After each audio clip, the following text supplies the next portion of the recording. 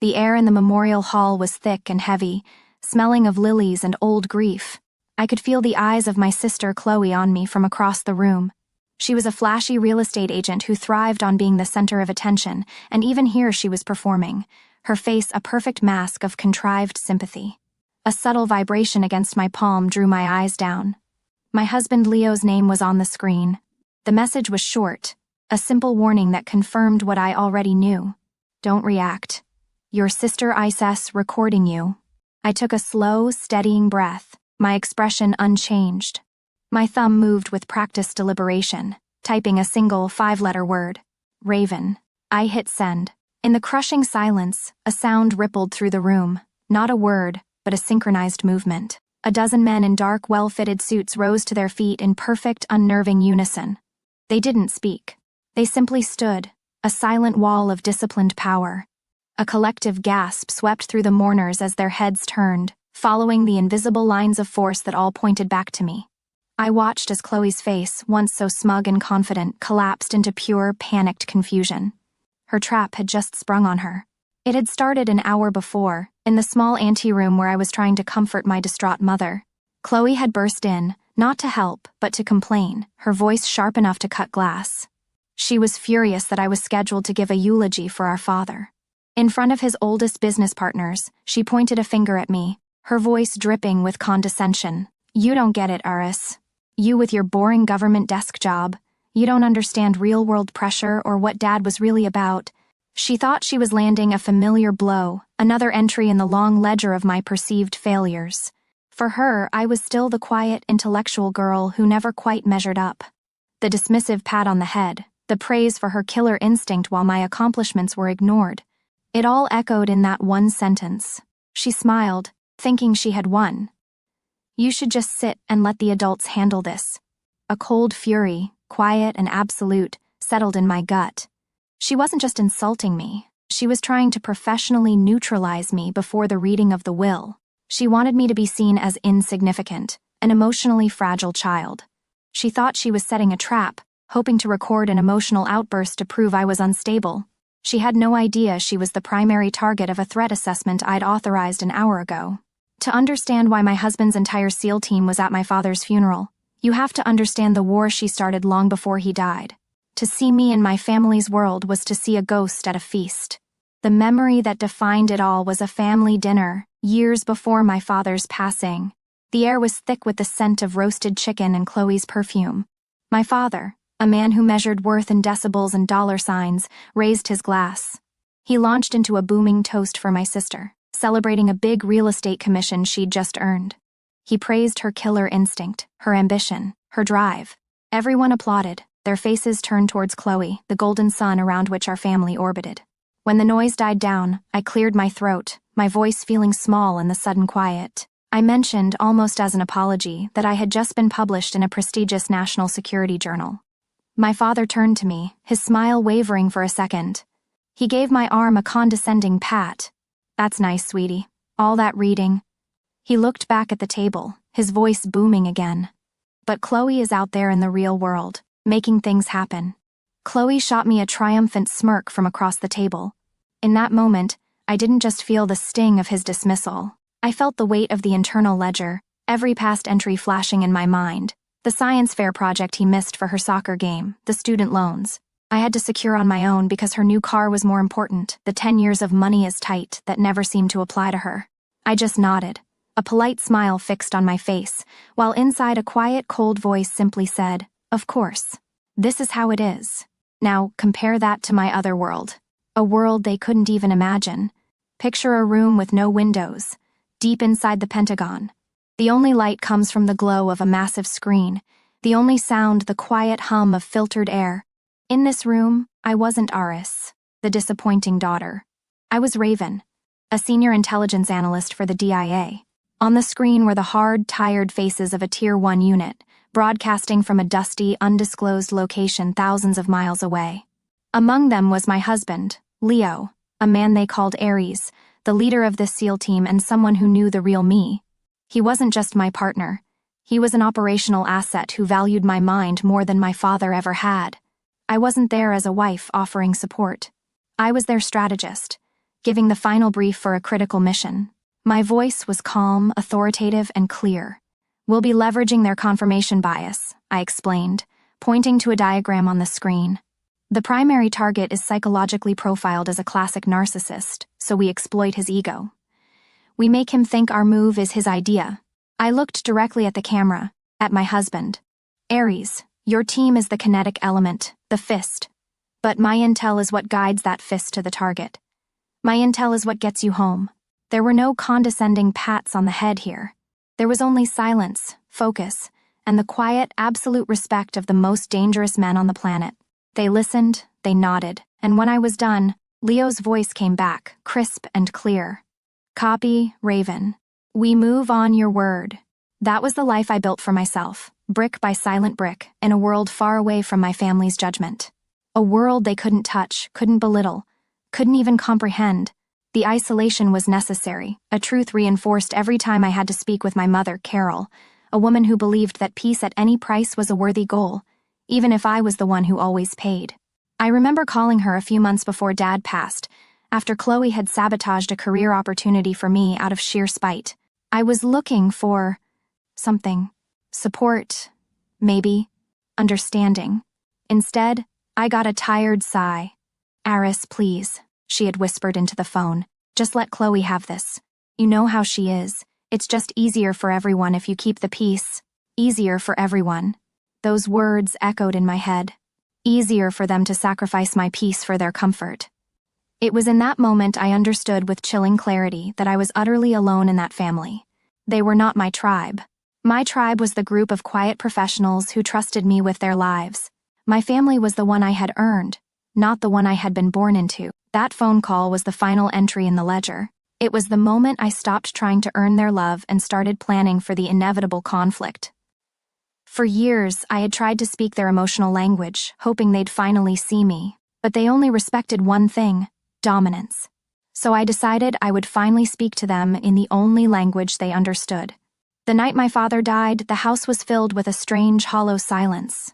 But my sister, Chloe, was anything but silent. I could hear her in the other room, her voice a low, urgent murmur on the phone, not to grieving relatives but to lawyers. She was already maneuvering, staking her claim, treating our father's death as the opening bell for a race to the inheritance. I sat perfectly still on the sofa, watching her silhouette move behind the door, and I felt nothing. The grief was there, a deep, cold ocean inside me, but on the surface, there was only observation. I was no longer watching my sister, I was assessing a hostile actor. The emotional part of my brain had shut down, and the analyst had taken over. The decision was not born of anger, but of necessity. It was a cold, precise calculation. Chloe was a threat to be managed, and the memorial would be the arena. This would not be an emotional confrontation. That was her territory, a battlefield where I had always lost. No, this would be a tactical operation. The objective was not revenge. It was threat neutralization. Later that night, I made a call on a secure line. My husband, Leo, answered on the first ring. My voice was flat, devoid of the emotion I knew he would have expected from a grieving wife. "Leo," I said, "I need to activate a domestic contingency. Protocol, Raven's Nest." There was no hesitation on his end, no questioning. He didn't hear his wife, he heard Raven, his mission strategist. He understood immediately that this was not a request for comfort. It was a command. I laid out the plan. I needed his team. I needed them at the memorial, out of uniform, dispersed among the mourners like ghosts. Their role was purely psychological, a covert force of nature that I could make overt at the moment of my choosing. They were to be my assets. Leo's voice came back, a rock of stability in my swirling world. "Copy, Raven. The team is yours," he confirmed. "They'll be your eyes and ears, dispersed, low profile, awaiting your signal. They'd be honored to have your back on home soil." After we hung up, I opened my laptop. Instead of looking at eulogies or floral arrangements, I pulled up a satellite image in the floor plan of the funeral home. My fingers moved across the keyboard with practiced ease, placing markers, mapping sightlines, and positioning my team. I wasn't a daughter planning a memorial. I was a strategist, deploying a deterrent. Chloe thought she was bringing a hidden camera to a family drama. I was bringing a Tier 1 special operations team to a PSY op. She had no idea she wasn't just entering a memorial hall, she was entering my world, by my rules. We returned to the memorial service, and the room felt like a pressure cooker. The air was thick with the cloying sweetness of flowers and the unspoken tension of a family at war. My sister, Chloe, was in her element, playing the part of the devoted, heartbroken daughter. She moved through the crowd, accepting condolences with a perfectly crafted expression of sorrow, but I could feel her eyes on me constantly. She was a predator, circling, just waiting for me to show a moment of weakness, a single crack in my composure she could exploit. She was waiting for me to break. Little did she know, the ghosts she couldn't see were already in position. The members of Leo's team were scattered throughout the room, indistinguishable from the other men in dark suits, shadows, waiting for a signal. And then it came. The vibration in my hand, the short, sharp text from my husband, Leo, "Don't react. Your sister ISS recording you." I didn't need the warning, but it was the designated trigger. My gaze lifted from my phone, and I began a slow, deliberate scan of the room, my face a carefully maintained mask of placid grief. My eyes met Leo's for a fraction of a second. A barely perceptible nod. Then my gaze swept on, briefly locking with a man near the back, then another by the window. Each one met my eyes with a look of calm, absolute readiness. They were my assets, and they were primed. I lowered my eyes back to my phone. My thumb hovered, then typed the single word that would change everything. Raven. I hit send. For a full second, nothing happened. The officiant continued to speak in low, somber tones. Chloe's subtle smirk widened, thinking she had me. Then, Leo stood up. He didn't make a sound. He simply rose to his full height, a silent, powerful sentinel. A few people noticed, their heads turning. Then, across the aisle, another man rose, mirroring Leo's posture exactly. Then 2 more in the back. In less than 5 seconds, a dozen men were on their feet, a silent, unified wall of disciplined power. Their posture was identical, feet shoulder-width apart, hands clasped behind their backs. It wasn't an overtly military stance, but it was one of such profound, coordinated unity that it sucked the air out of the room. The officiant's voice faltered and died. A single, collective gasp went through the crowd as every head in the room swiveled away from the officiant, away from my father's portrait, away from Chloe, and locked directly onto me. I was the epicenter. I was the nexus of this sudden, terrifying display of power. In the dead silence, I heard a clatter. Chloe's phone had slipped from her numb fingers and hit the marble floor. I looked at her. Her face, which had been so smug just moments before, was a canvas of cycling horror. Confusion gave way to disbelief, which then curdled into raw, undiluted fear. Her power, built on whispers and manipulation, had just been publicly annihilated by a force she couldn't comprehend. She looked desperately toward our mother, her last bastion of support, but my mother wasn't looking at her. She was staring at me, her eyes wide with a dawning, shocking realization, as if she was seeing her daughter for the very first time. The entire foundation of our family's reality, the strong one and the weak one, the golden child and the ghost, had irrevocably shattered in the space of 10 seconds. Then, Leo took 2 precise steps, placing himself at my side, not touching me, but standing as a silent guardian. He looked out over the stunned crowd, and his voice, though low and clear, carried to every corner of the silent hall. "We're here to pay our respects to a patriot's family." The subtext was a cannon blast. They weren't just here. They were here with me. They were here for me. And in his careful choice of words, he had just declared to everyone who the true patriot's legacy resided with. It resided with the daughter who commanded the silent respect of warriors, not the one who commanded attention with drama. It was over. The board was cleared. My sister had spent her life trying to make me feel small. In the end, it only took 1 word and 12 silent men for her to realize how small she truly was. The memorial service ended not with a peaceful prayer, but with 1,000 hushed, urgent whispers. The spell of public grief was broken, replaced by the electric crackle of scandal and speculation. My sister Chloe and my mother left quickly, a small, isolated island in a sea of judgment. No one approached them. No one offered a final word of comfort. They simply walked out, shrouded in the suffocating silence they had tried to force upon me for years. As they departed, the atmosphere around me shifted. People didn't look at me with pity anymore. They looked at me with a new, profound sense of awe. And a little bit of fear. My father's old colleagues, men of power and influence, now approached me, their demeanor completely changed. One of them, a retired general with sharp eyes and a stern jaw, took my hand. His grip was firm, respectful.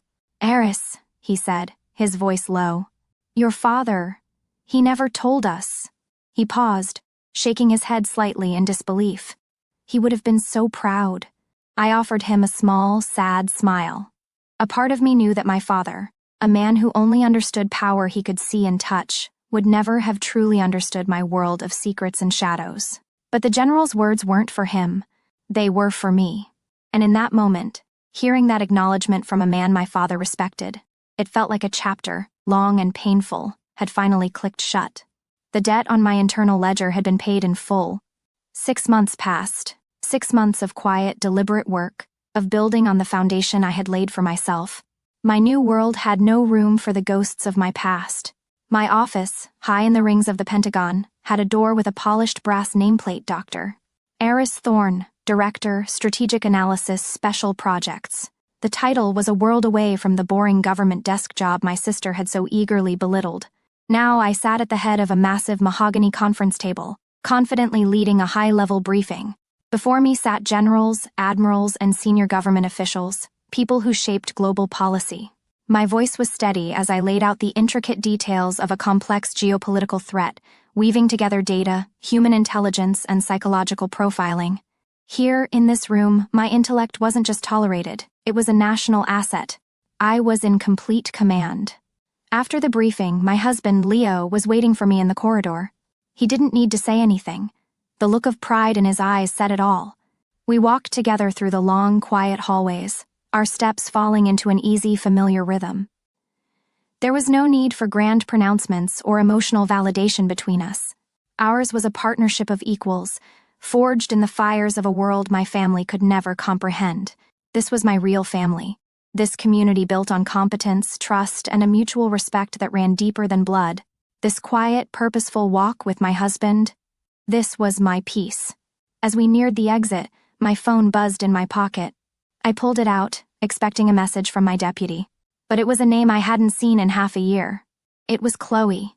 The message was short. "Eris, I'm sorry. Can we please talk?" I read the words, and I waited for a feeling to surface. Anger, triumph, pity, something, but there was nothing. It was like reading a message from a stranger about a life I no longer lived. The words had no weight, no power. They were just pixels on a screen, an echo from a distant past that could no longer reach me. With my thumb, I pressed and held the message, and without a second thought, I tapped archive. I put the phone back in my pocket, silencing it for good. Leo glanced at me, a silent question in his eyes. I just shook my head slightly and gave him a small smile. He smiled back, understanding completely. I was done looking back. My sister believed family was defined by blood. I learned it's defined by who has your back when the world is watching. If you've ever had to find your strength when your family refused to see it, share your story below. In this community, your expertise is always recognized.